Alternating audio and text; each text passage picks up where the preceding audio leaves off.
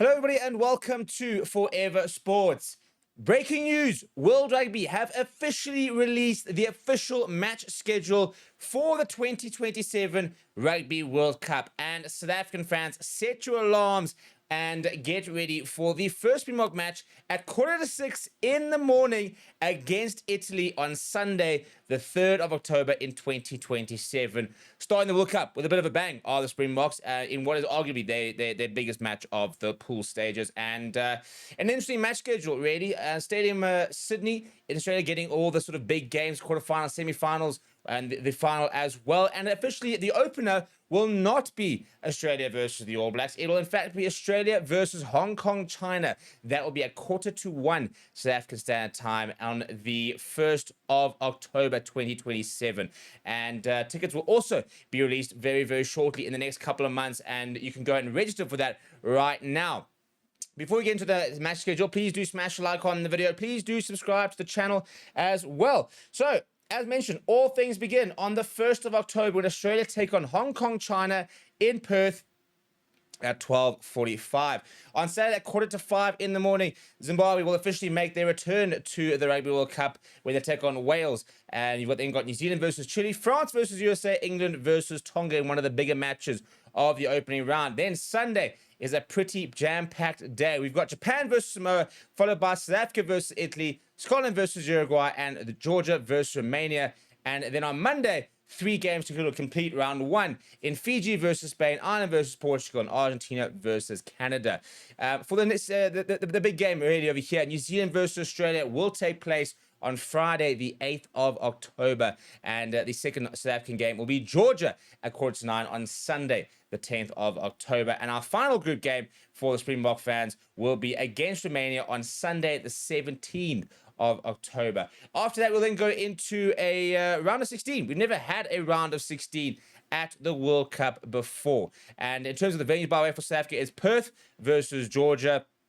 It's Brisbane. Perth versus Romania, Brisbane for Georgia. And the first game against Italy is in Adelaide. So a bit of variety for Bok fans to try and sort of go. Very cool to have a game in Brisbane where there will be a lot of South Africans. And then, I mentioned the round of 16 will take place on Saturday, 23rd of October, Sunday, the 24th of October, and there'll be 4 games a day.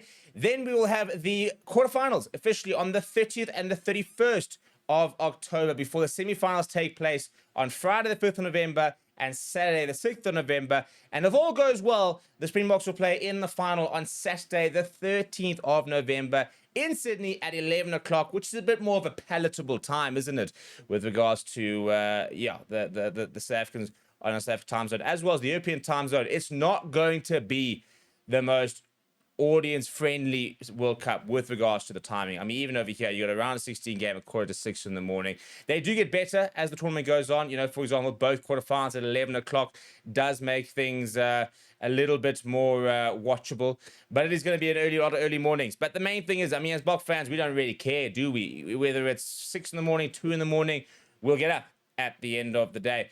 But I just think, the biggest problem with the new format is kind of a lack of big games, isn't it, with regards to sort of the opening stages. Now, if you look at some of the venues that are hosting, Adelaide will get 6 matches. I think that's I think it's Newcastle will get the fewest with 4.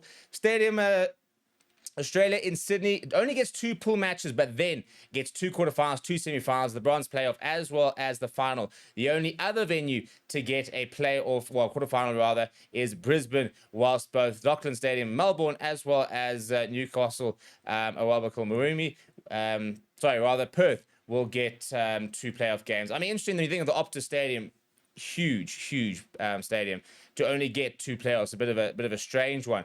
But that's how the sort of schedule has gone.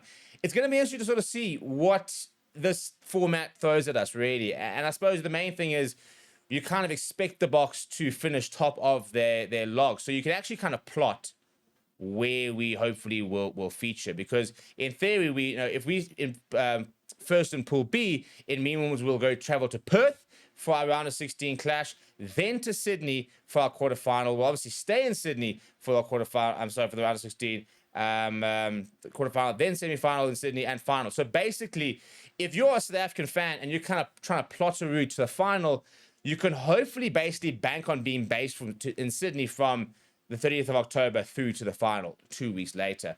So it does give you a nice sort of idea of your travel plans. And the only sort of way that the Boks don't really finish top of that pool is if they lose to Italy. So you kind of will know basically after the first match, hopefully, ideally. I mean, we don't want to write off Georgia and Romania, but we shouldn't be losing to them at the end of the day, especially in the World Cup. So if you're a Bok fan, get yourself Sydney accommodation, get yourself over there. Quarterfinal, final, and quarter, semi, and final will there all be in Sydney if we get that far. And be interested to see what side of the draw the teams land up on. We could be an Australia side or New Zealand side. We could be seeing an All Blacks in the quarters or the semi-finals, for example.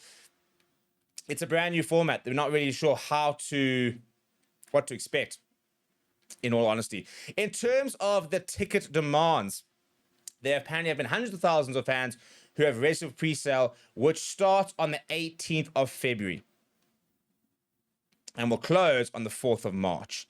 And they apparently have had a big sort of take-up of the Superfan passes, which sold out in our last July. But basically, all the tickets will be on a first-come, first-served basis, and it'll all start on the official ticketing platform, which is tickets.rugbyworldcup.com. They will start at $40 Australian per adult and $20 Australian for children. There are 1 million tickets priced at less than $100, and there are 6 price categories per match. So you've basically got until 17th of February to get yourself registered on that platform and try and get yourself tickets. I remember the 2023 World Cup being on the platform trying to get tickets. My only sort of recommendation is have your budget ready, have your plan ready, and have multiple people ready. We had 3 devices basically open trying to get tickets for the 2023 World Cup, which obviously eventually we got accreditation, didn't need. But plan. It's quite simple. If you fail to plan, you plan to fail. So get yourself in the pre-sales if you're looking to buy tickets. Again, you can go and check all the different details out on the World Cup site. Go and sort of plot the routes of your different teams and go and sort of see where you might be able to catch some games. Let me know if you're planning on going over to Australia and if we might see you there. We'll hope you to go over as well. Let me know which games you're looking forward to the most, and let me know if you think the Springboks can go all the way down in the comments below. Please do smash a like on the video. Please do subscribe to the channel as well. Thank you very much for watching. My name is Steve.